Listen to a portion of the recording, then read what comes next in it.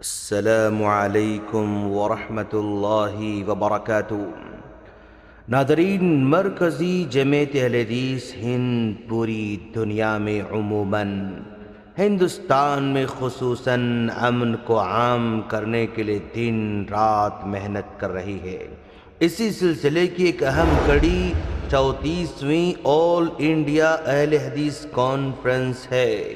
ناظرین، آؤ دہلی چلیں، کتاب و سنت کی روشنی میں اسلام کے پیغام امن و تحفظ انسانیت کو جاننے اور عام کرنے کے لیے اسلامی رواداری، فرقہ وارانہ ہم آہنگی اور قومی یکجہتی کے فروغ کے لیے دہشت گردی، داعش وغیرہ کی سنگینی اور سازشوں کو سمجھنے کے لیے جہالت، جوا، آلودگی وغیرہ انسانیت کو درپیش مسائل کے حل کے لیے شراب نوشی اور منشیات کی روک تھام کے لیے خواتین کے استحصال اور جہیز جیسی سماجی برائیوں کے خاتمے کے لیے، اور سب سے بڑی چیز جو ہر دور میں سرخیل انسانیت رہے ہیں، امن و آشتی رہے ہیں، اور اس سے مراد میری اہل حدیثی اور سلفیت کی تحریک ہے۔ پہلا ٹکراؤ اور امت میں جو فرقہ بندی ہوئی تھی، اور پہلا فرقہ جو اٹھا تھا اور وہ خوارج کا فرقہ تھا، وہ باغیوں کا فرقہ تھا۔ حکومتوں کے خلاف انہوں نے تلوار اور ہتھیار اٹھا لیے تھے، اور سلفی قافلہ اٹھا تھا اس وقت اور اس کا مقابلہ کیا تھا۔ اور اس کانفرنس کے حوالے سے یہ بات اپنے ذہنوں میں بٹھا لو، اور جہاں تک میری آواز جاتی ہے سب سنیں،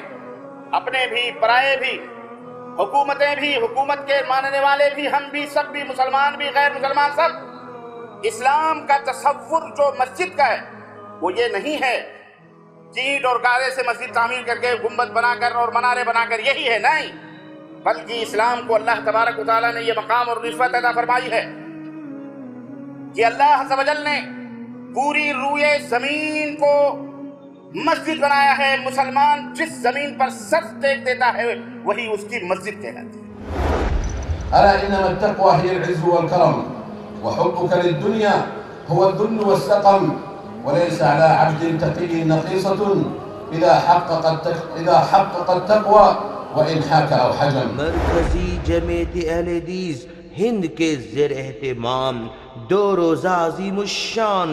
34ویں آل انڈیا اہل حدیث کانفرنس بعنوان قیام امن عالم و تحفظ انسانیت، زیر صدارت فضیلت الشیخ مولانا اصغر علی امام مہدی سلفی مدنی حفظہ اللہ، امیر مرکزی جمعیت اہل حدیث ہند، بتاریخ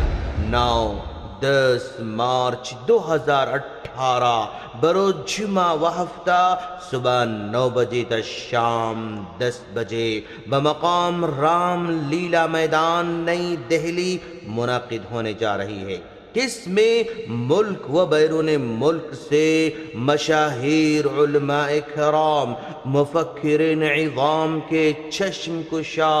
بصیرت آمیز، ایمان افروز خطابات، تقاریر، مقالات اور نظمیں پیش ہوں گی انشاءاللہ۔ ہم اس موقع پر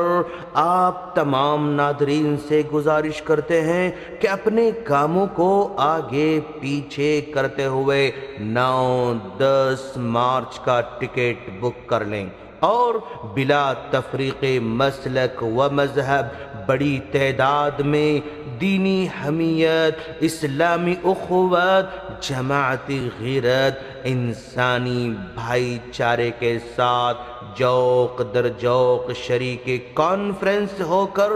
اسلام کے پیغام امن و تحفظ انسانیت اور قومی یکجہتی اور بقائے باہم کو عام کریں۔ مزید معلومات کے لیے ہمارے ان نمبرات پر رابطہ قائم کریں۔ السلام علیکم ورحمۃ اللہ وبرکاتہ۔